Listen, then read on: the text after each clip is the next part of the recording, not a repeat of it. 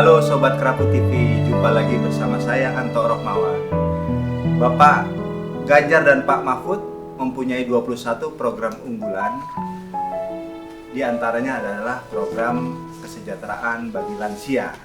Nah, saat ini di studio Kerapu TV telah hadir seorang narasumber, seorang aktivis sosial dan juga seorang tokoh masyarakat, Ibu Seriada Tambunan. Ya, halo, selamat sore. Apa kabar Kak Sere? Kabar baik. Terima kasih sudah datang ke Kerapu TV kembali ya. Kak Seriada Tambunan ini beliau adalah seorang caleg dari Partai PDIP untuk DPRD DKI Jakarta Dapil 8. Nah, teman-teman, dalam 21 program unggulan Pak Ganjar dan Pak Mahfud itu tercantum bahwa ada satu program mengenai kesejahteraan lansia. Nah, hari ini kita akan bahas tuntas dengan Kak Seriada. Kak Seri, itu ada program unggulan Pak Ganjar Pak Mahfud itu tentang lansia ya. Judulnya adalah Lansia Bahagia, Anak Cucu Gembira. Itu maksudnya apa Kak Seri? Apakah itu program kita liburan bersama para lansia atau kita program party dengan lansia? Maksudnya apa Kak Seri? Bisa dijelaskan nggak? Kalau saya melihat bahwa program untuk lansia ini, lansia bahagia, anak cucu gembira. Saya rasa ini sangat luar biasa ya. Dan ini adalah program malaikat bagi para lansia. Sering sekali terjadi dalam kehidupan kita, satu ibu bisa mengurus 7 anak. Satu ibu 7 anak. 7 anak belum tentu bisa mengurus Satu ibu yang lansia. Nah, berangkat dari sini saya lihat bahwa ini adalah program yang tidak main-main untuk direncanakan oleh Pak Ganjar Mahfud. Kita melihat banyak sekali lansia-lansia kita, anaknya merantau, dia hidup dengan sendiri, dengan kehidupannya sendiri. Iya, kalau secara ekonomi anak-anaknya mampu. Kalau anak-anaknya tidak mampu, maka orang tua kita itu terlantar. Dan banyak juga panti-panti kita yang bisa untuk para lansia di dinas-dinas sosial kita itu kurang mencerminkan bahagianya bagi orang tua untuk berada di situ, berada di panti lansia. Nah, Kak Seri, apakah memang lansia ini kan bagian dari warga negara Indonesia ya, yang memang secara faktanya mereka juga besar ya, angkanya ada 28 juta ya, lansia di Indonesia di usia 60 tahun ke atas. Itu apakah memang perlu juga negara memikirkan secara detail, secara khusus ya mengenai lansia? Karena itu kan sudah bukannya termasuk dalam sebuah program keluarga sejahtera. Undang-undang kita itu sudah menekankan bahwa setiap warga negara dilindungi oleh negara, sehingga berapapun usianya negara wajib melindungi.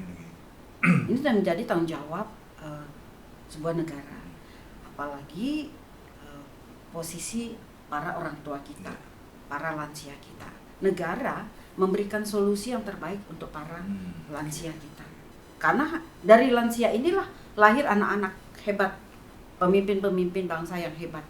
Sehingga ini harus betul-betul kita jaga bagaimana sebetulnya lansia itu mendapatkan perhatian penuh dari negara. Gitu. Jadi kalau misalkan ada sekitar 28 juta lansia kita usia 60 tahun ke atas, ini kan masih bisa kita pilih mana yang masih produktif, mana yang sudah misalkan kekuatan rentannya, tulang-tulangnya sudah mulai berkurang. Terus kemudian bagaimana dengan ekonomi keluarganya, ini juga harus mendapat perhatian serius dari negara.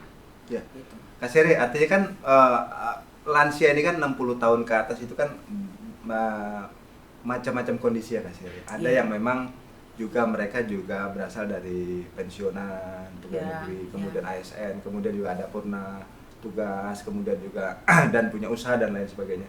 Tapi memang banyak juga di antara mereka itu juga dalam kondisi ekonomi yang memang kurang. Dan kemudian juga keluarga juga ada juga yang tidak mampu dan Iya. tidak bisa juga dihubungi dan segala. Nah, itu kan pemerintah kan selama ini sudah menyediakan panti-panti sosial, panti lansia, Kak Sere. Ya, saya beberapa berbagai- kali melihat panti lansia tersebut masih belum ada yang memenuhi syarat ya.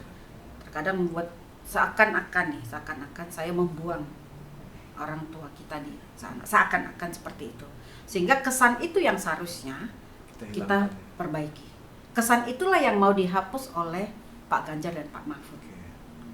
Nah, jadi bagaimana lansia kita itu bahagia, mereka senang, mereka happy, dan mereka akan mengatakan bahwa ini loh anak-anakku, anak-anak bangsa ini yang sekarang ini memberikan yang terbaik kepada kami yang sudah melahirkan mereka, yang sudah membesarkan mereka. Itu yang seharusnya dimiliki oleh orang tua kita.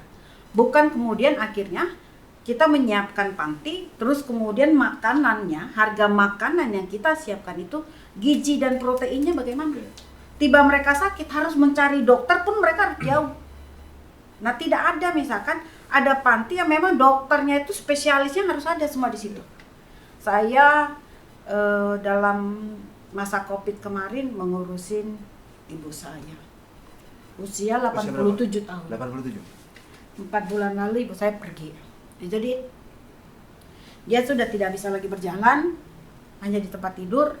Semua saya mandikan, saya bersihkan sendiri, baru kemudian bikin memang ya ibu saya itu energik ya, walaupun dia sudah tidak kuat lagi berjalan, terkadang dipapa dengan kursi roda, itu pun harus diangkat karena kakinya tidak bisa menapak di lantai karena ada penyumbatan pembuluh darah gitu di kakinya.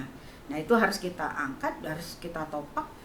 Dia juga harus cantik, harus udah usia 87 tahun. Jadi kalau dia cerita apa yang dia menjadi pengalaman, dia pernah menjadi di PNI pada saat itu, baru bagaimana dia juga berjuang, bagaimana pada saat itu menjadi kurirnya Indonesia untuk mengantar makanan maupun juga surat menyurat. Luar biasa menceritakannya. Masa sih saya harus menterlantarkan dia sebagai ibu saya dan sebagai orang yang sudah berjasa untuk Indonesia? Ini yang harus kita pikirkan, sehingga kamar ibu saya itu saya siapkan kamar yang paling luar biasa. Tempat tidurnya itu yang paling luar biasa. Tidak boleh orang sembarang masuk, harus selap kaki. Jadi yang paling luar biasa. Terus kalau dia bilang mau pasang apa, mau pasang lagu ini, kita pasang lagu itu. Mau bikin apa, kita bikin. Gitu. Walaupun terkadang ada hal-hal yang membuat kita sensitif ya, tapi kita harus bisa menerima itu. Nah, ini yang harus dijawab dengan anggaran yang kita siapkan. Contoh misalkan, saya berapa kali nih ribut dengan dokter pada saat ke rumah sakit bawa orang tua, ya udah tua. Kalimat itu tidak boleh keluar dari dokter. Negara harus menyiapkan tim medis yang bisa merawat untuk lansia. Kalau kita punya dokter anak, kita punya dokter spesialis THT dan lain-lain. Kita harus punya dokter spesialis untuk lansia. Ini harus kita pikirkan dengan rentan tubuh yang sudah mulai lemah, dokter harus belajar untuk itu. Jadi tidak ada lagi keluar dari tim dokter kita menyatakan ya udah tua. Sudah faktor umur. Sudah faktor umur, itu sadis sekali bagi saya. Nah, ini saya alami karena baru kemarin ya. Sehingga pada saat Pak Ganjar Mahfud saya lihat bahwa membuat anggaran ini menjadi anggaran di APBN, bagaimana kita membuat orang tua kita ini sejahtera, para lansia ini sejahtera, sangat luar biasa. Makanya saya bilang ini program malaikat. Program malaikat ya. Dari 21 unggulan ini program malaikat. Program malaikat karena bagaimana menghormati orang tua kita, membanggakan orang tua. Itu tadi yang saya bilang.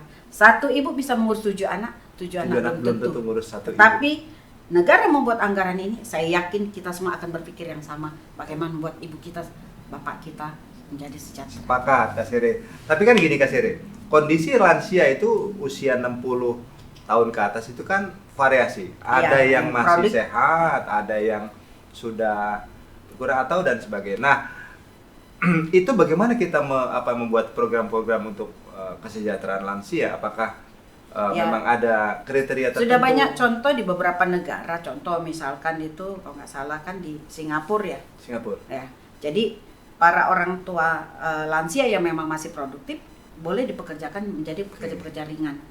Baru kemudian memang orang tua yang memang sudah rentan tidak bisa lagi apa-apa, kita harus bantu. Negara harus mensubsidi. Bahkan mereka yang sudah bekerja pun ya kalau tidak mencukupi, negara harus mensubsidi. Ya? Diberikan subsidi. Diberikan lagi skill-skill yang bisa dia sesuaikan. Karena kalau akhirnya orang tua kita itu tidak lagi, misalkan dia melakukan aktivitas lain, itu juga akan membuat dia menjadi cepat. Betul. Menua gitu. Betul. Jadi harus kita buat bagaimana tetap menggerakkan. Ingat beberapa cerita-cerita video yang selama ini kita lihat ya. Pada saat anaknya nanya, "Pak, ini berapa?" 1. "Pak, ini berapa?" 1. Itu bisa 10 kali ditanya. Dan bapaknya dengan sabar menjawab 1. Tiba ada bapak lansia menanyakan kepada anaknya, 1 Pak, bapak nggak lihat nih 1. Tadi udah dibilang 1. Nah, bagaimana kesabaran itu harus kita jawab dengan baik. Jadi anggaran yang dibuat oleh negara ini adalah merupakan anggaran malaikat, karena kita memberikan kebahagiaan buat orang tua kita. Kalau orang tua kita bahagia, pasti kita nyaman. Doa-doanya itu pasti luar biasa. Betul. Sehingga bagaimana negara memberikan perhatian sepenuhnya, baik anggaran untuk kesehatannya, baik anggaran untuk makanannya yang bergizi dan berprotein. Kalau selama ini kan banyak. Kalau dulu DKI Jakarta itu pernah hanya di panti itu anggaran makan sekali makan kalau nggak salah 15.000 atau berapa, dan pada saat itu sekali makan orang sudah di atas dari 20.000 misalkan, atau misalkan di bawah itu bahkan di bawah 15.000, sehingga mau gimana dia sehat makanannya aja.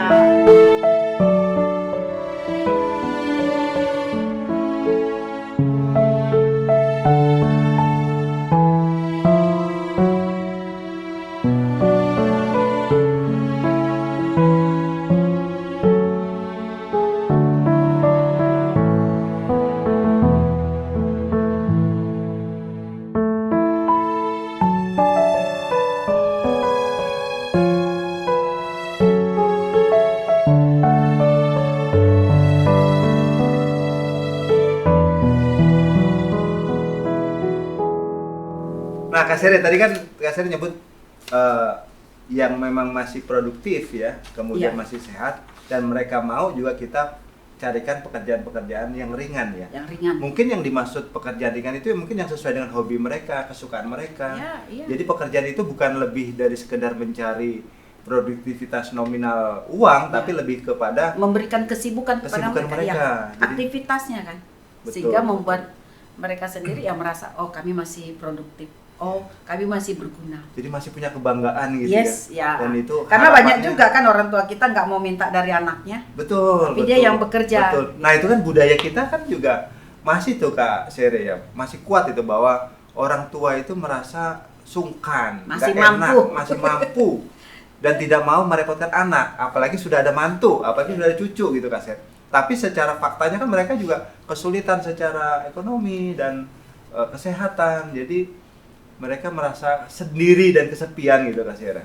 Ya makanya jadi kalau negara memperhatikan ini, membuat suatu hal yang luar biasa, saya yakin ini adalah terobosan baru untuk para orang tua kita, untuk para lansia.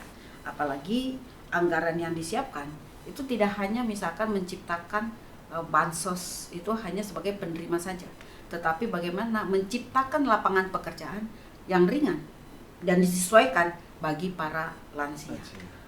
Kalau tanda kutip kita kan 60 tahun kan lansia ya, tapi kan banyak juga yang udah 60 tahun nggak mau disebut lansia. Saya udah mendekati. Gitu. Dan yang kedua adalah bagaimana misalkan menciptakan ada ruang-ruang aktivitas lain. Apakah itu olahraga atau kayak yang lain-lain. Nah, kalau sekarang ini kan ada yang namanya kalau posyandu untuk lansia.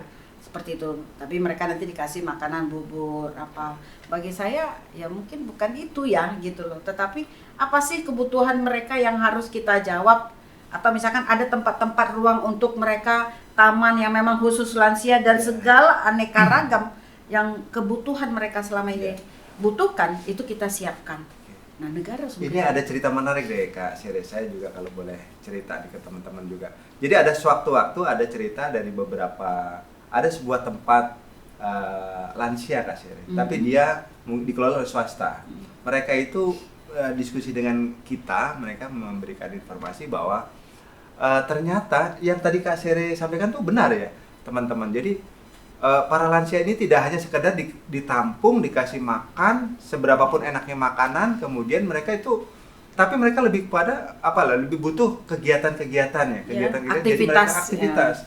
Dan terutama juga entah kesenian yang senang seni, kemudian musik, juga musik, kemudian hiburan, diskusi. Nah, ini juga satu hal yang mereka juga minta bantuan ke kita. Mereka teman-teman orang tua lansia kita itu pengen mereka dibuatkan sebuah forum diskusi dengan para anak muda. Saya bilang kenapa? Kita emang di situ tidak ada diskusi, forum diskusi banyak kita melakukan, tiap minggu kita adakan diskusi gitu, diskusi ringan dengan para lansia penghuni di sana. Tapi mereka justru minta dikumpulkan diskusi dengan anak muda gitu. Mungkin ini salah satu treatment biar memotivasi para lansia. Jadi mereka juga perlu update juga gimana sih cerita-cerita. Benar. Jadi mereka tidak kita posisikan sebagai tidak perlu mereka mengikuti perkembangan zaman ini, tapi cukup dengan zamannya mereka. Aku rasa itu. Karena kalau diskusi dengan sesama lansia kan diskusi tentang nostalgia, diskusi dengan kesehatan, mereka udah sering Pak, udah sering Mas gitu. Tapi kalau dengan anak muda kan mereka juga pengen juga cerita bagaimana. Dan energi positifnya mungkin lebih kembali lagi ya kalau misalkan cerita dengan anak muda. Betul, Kak Sere. Apalagi dengan cucu-cucu yang memang udah sukses. Betul. Nah, kalau nyambung dari situ Kak Sere, kan dalam program Lansia Baga dan Anak Cucu Gembira ini kan Pak Ganjar dan Pak Mahfud nanti kan akan memfokuskan kepada program-program yang nanti akan menjadi bagaimana kesejahteraan lansia ini tidak juga dilihat daripada hanya materi berupa makanan, tempat tinggal, tapi lebih kepada mereka punya wadah-wadah kegiatan-kegiatan interaksi. Jadi mereka bisa meningkatkan tadi kepercayaan diri, kemudian juga kebanggaan diri, dan mereka juga lebih nyaman, lebih bahagia gitu Kak Siri. Dan itu kan juga perlu anggaran Kak Siri. Iya. Nah, anggaran itu dari mana dan gimana Kak Siri nanti? Kalau Pak Ganjar Mahfud itu kan mencoba untuk simulasi anggarannya sekitar 3,98 triliun. Paling itu sekitar 0,12% dari APBN di 2024. Dan karena ini memang program sudah pernah juga ada yang dilakukan oleh Pak Ganjar, yaitu program Kartu Jateng Sejahtera untuk membantu kelompok di Jawa Tengah ya? Jawa Tengah yang untuk membantu kelompok masyarakat yang non produktif dan juga keluarga miskin yang belum menerima bantuan kesejahteraan. Mereka setiap orang bisa mendapatkan sekitar 1.100.000 per orang setiap tahun sejak tahun 2023, dan bantuan ini diberikan per 3 bulan. Jadi proses ini kan sudah pernah dilakukan, sehingga evaluasi berikutnya itu akan mematangkan membuat sebuah program terutama untuk para lansia. Jadi saya yakin bahwa apa yang direncanakan oleh Pak Ganjar dan Pak Mahfud, karena sudah ada pengalaman di Jawa Tengah, based on experience ya. Jadi itu yang membuat dasar kenapa mereka harus melakukan perubahan terhadap program-program untuk para orang tua kita, para lansia. Luar biasa ya, tiap bulan itu 1.100.000 dan itu per 3 bulan diberikan. Jadi nah ke depan ini memang itu jadi tadi. Seperti mereka itu merasa saya punya pensiun nanti 3 bulan lagi saya dapat duit. Sama kan seperti ibu saya kan guru. Jadi setiap tanggal 1 dia telepon tuh kantor pos. Halo Pak, ada dikirim. Nah, satu sisi saya bilang, aduh mah gak enak. Tapi satu sisi lain, itu energi ibu saya. Artinya tidak jangan dilihat dari nominalnya, tapi kegembiraan mereka. Di saat udah masuk belum duitnya, udah mah gitu, itu kebahagiaan. Apalagi kantor pos sudah ngirim, nih ya Bu, bukti transferan, itu kebahagiaan. Nah, apalagi misalkan orang tua yang tidak lagi tidak produktif lagi untuk menghasilkan itu sangat keuangan, itu sangat luar biasa. Bahkan ada juga misalkan sudah lansia, kita tidak mampu, tapi ada lagi anak yang harus dia urus. Saya pernah melihat itu, anak ini ternyata anak disabilitas.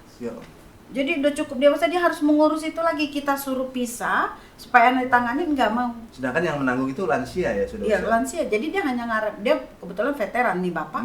Jadi hanya ngarapin itu uang pensiunnya. Sementara anak yang dia urus itu sudah beda.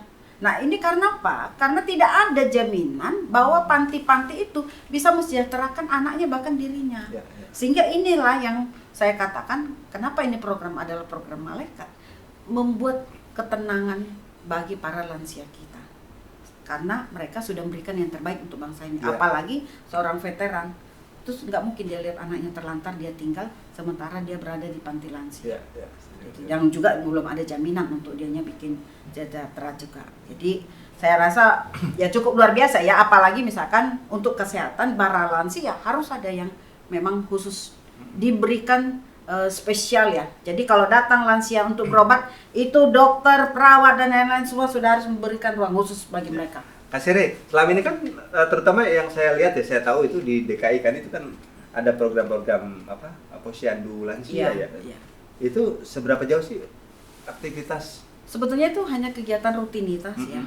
Pertama, inisiatif warga yang paling banyak. Terkadang ada kegiatan olahraga, periksa gula darah, terus kemudian meriksa ya vitamin dan lain-lain, terus kemudian makanan ya biasa, bubur kacang hijau dan lain-lain, telur gitu.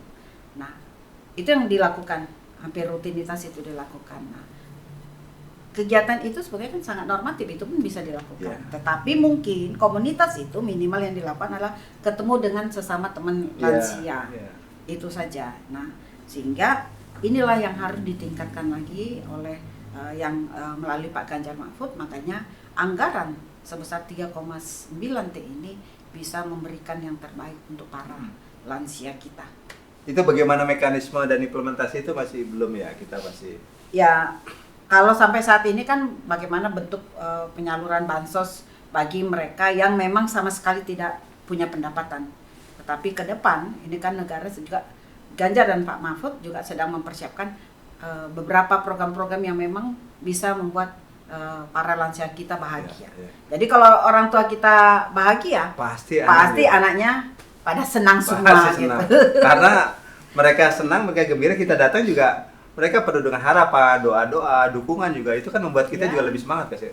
Saya sendiri, orang tua saya, bapak ibu tuh masih sehat, masih ada. Usia bapak itu 82, ibu itu 81. Dan kebetulan mereka kan juga pensiunan, jadi mereka relatif lebih tenang Kak Sire. Akan tetapi juga ada keluhan tetap juga di kesehatan, sarana kesehatan mereka, meskipun mereka juga punya kartu BPJS ya. BPJS ya. Tapi juga tetap aja ngeluh. Wah, kok susah ya, kok saya. Ya itu tadi Kak Sire, fotokopinya harus macam-macam. Padahal mereka udah renta, mau fotokopi, fotokopinya di mana? Nah, ini yang juga adalah bagian dari yang harus dilakukan oleh Pak Ganjar dan Mahfud. Betul. Bagaimana memperhatikan kesehatan untuk para lansia kita. Tim dokternya, tim tenaga kesehatannya, rumah sakitnya yang memang bisa terjangkau, jangan lagi naik tangga, jangan lagi kemudian itu harus bisa diakses. Jangan lagi mau periksa darah di sini terus kemudian nanti ngantar berkasnya ke sana gitu. Jangan, tapi ini memang betul-betul bisa diakses sehingga kita membuat mereka nyaman. Gitu. Tanpa ada orang tua ini, kita kan nggak bisa juga jadi dokter, jadi presiden, jadi apa, kan nggak bisa juga. Kita juga dengar ya beberapa dalam dunia pendidikan juga Kak Sire kan juga ada kampus ramah lansia Kak Sire. Jadi mereka memfasilitasi fasilitas-fasilitas umum di kampus, termasuk akses ya tangga itu kan tadi Kak Sire. Tangga itu kan, nah ini juga mungkin di beberapa rumah sakit sudah ada. Saya juga pernah lihat di sebuah rumah sakit ada. Tapi jauh terkadang diaksesnya. Ya itu kadang, tangganya yang dari sana gitu. Yang bisa kursi roda, dari sana. Itu bagaimana bisa diakses? Betul. Bagaimana dipikirkan itu yang harus. Jadi kita yakin bahwa programnya Pak Ganjar dan Pak Mahfud terhadap lansia ini bagi saya itu adalah program harus program inisiasi program yang sangat bagus ini yang kata Kak Sere, program Malaikat ini harus kita dukung ya. Iya. Tapi kita sulit Kak Sere kalau dukung program itu, kalau nggak dukung capres dan cawapresnya Kak Sere. Iya. Makanya jadi capres dan cawapres yang punya kepedulian terhadap lansia ini harus kita support, harus kita dukung. Sepertinya di capres dan cawapres lain juga tidak ada program yang terkait lansia ya Kak Sere? Saya belum pernah dengar ya gitu, sehingga ya makanya saya kenapa harus mendiskusikan program lansia ini kemana-mana. Ya bagi saya ya ini hanya karena saya baru ngurusin orang tua saya 87 tahun. Dan begitu ada program ini jadi kita ini program saya ngerasain. Itu tadi yang saya bilang, jadi slogannya selalu 7 anak bisa diurus 1 ibu. 1 ibu belum tentu bisa diurus oleh 7 itu anak. Itu fakta kenyataannya. Itu kenyataan. Karena apa? Tidak ada ruang. 7 bersaudara ya? Ya, karena maksud saya tidak ada ruang. Misalkan ini ibu saya mau kemana? Iya, betul. Tim tenaga kesehatan, misalkan iya karena saya misalkan ada yang biasa bawakan ke mobil. Betul. Kalau nih orang tua tidak ada siapa-siapa, siapa yang? Sehingga apa? Birokrasi pemerintah mulai dari tingkat atas sampai tingkat bawah, RT dan RW juga harus peduli terhadap itu Iya. semua. Ini yang harus jadi bentuk apa implementasinya nanti memang ya butuh proses karena struktur pemerintahan mulai dari tingkat atas sampai tingkat bawah Harus aware, ya? mempunyai mindset yang sama. Sama. Mindset yang sama. Jangan nanti orang tua udah datang dituntun sama bapak dan ibunya suruh jalan terus kemudian Pak ke sana ya. Tapi bagaimana ya rumah sakit menyiapkan kursi roda Iya, ya kan? betul. Terus bagi bapak dan ibu masih bisa produktif misalkan kerja di restoran, kerja yang ringan-ringan, Iya, iya. kerja kita jangan mentertawai Ya, gitu karena bagi kita ya luar biasa masih bisa produktif kita aja belum tentu bisa mampu melakukannya. ya. Mungkin juga lebih kepada pekerja sosial gitu Kak Seri ya. Iya, Mungkin iya, kepada mereka juga membantu apa namanya kesenian, kemudian hobi olahraga, hobi dan lain-lain. Ya, apalagi sesuai main dengan- musik kan main suka kan musik. nyanyi-nyanyi gitu ya di beberapa negara kan banyak tuh selebritisnya juga memberikan sebuah lagu hiburan para orang tua lansia gitu Itu penting lagu-lagu bagi- lama. Nah, Penting bagi mereka itu. oh, sangat Membahagiakan diri mereka. sangat sehingga harus ada ruang apa misalkan di beberapa negara itu kan ada taman itu untuk para lansia dia menikmatin, ada musik, ada yang olahraga, habis itu dia harus beraktivitas kembali. Bahkan ada yang mereka membacakan puisi. Bacakan puisi. Mereka senang baca. Karena biar bagaimanapun bakat-bakat masa mudanya kan nggak mungkin Iya, hilang begitu betul, saja betul. gitu. Jadi ya cukup luar biasa lah. Jadi kalau saya ngelihat bahwa ya seluruh rakyat Indonesia ya program ini harus kita Oke. dukung habis. Nah, Kak Seri, ini kan luar biasa nih. Gaspol. 21 program unggulan yang dicanangkan oleh Pak Ganjar dan Pak Mahfud itu ternyata dalam salah satunya adalah ada program malaikat yang Kak Seri sebut dengan Lansia Bahagia Anak Cucu Gembira. Ya. Kak Seri, sebenarnya banyak yang harus kita kupas nih, tapi kita juga waktu yang sangat mepet. Kemudian Kak Seri kita masih punya sedikit, bisa kasih closing statement nggak Kak Seri terkait Lansia Bahagia Anak Cucu Gembira? Ya, untuk seluruh rakyat Indonesia, program Lansia Bahagia Anak Cucu Gembira ini sangat luar biasa. Kalau saya katakan ini adalah program malaikat bagaimana Pak Ganjar dan Pak Mahfud memberikan kepedulian terhadap para lansia, baik itu lansia yang masih produktif ataupun lansia yang memang sama sekali sudah tidak mampu lagi. Membahagiakan mereka adalah tugas negara, berapapun usianya, karena mereka adalah warga negara Indonesia juga. Dan merekalah yang sudah memberikan anak-anak terbaiknya untuk bangsa ini. Sehingga Pak Ganjar dan Pak Mahfud memberikan anggaran 3,9 triliun untuk anggaran untuk terwujudnya program Lansia Bahagia Anak Cucu Gembira ini. Kita harus support, karena biar bagaimanapun negara ini akan semakin baik menuju Indonesia emas jika mereka para lansia juga kita berikan yang terbaik untuk bangsa ini. Berikan anggaran yang terbaik, memberikan aktivitas yang terbaik, dan memberikan ruang yang terbaik untuk bagi para lansia. Jangan lupa, Ganjar Mahfud memang keren. Oke, guys, jadi ini adalah program malaikat, kita harus dukung. Untuk mendukung program ini, maka jangan lupa kita juga harus dukung nanti tanggal 14 Februari coblos nomor urut 3 Bapak Ganjar Mahfud.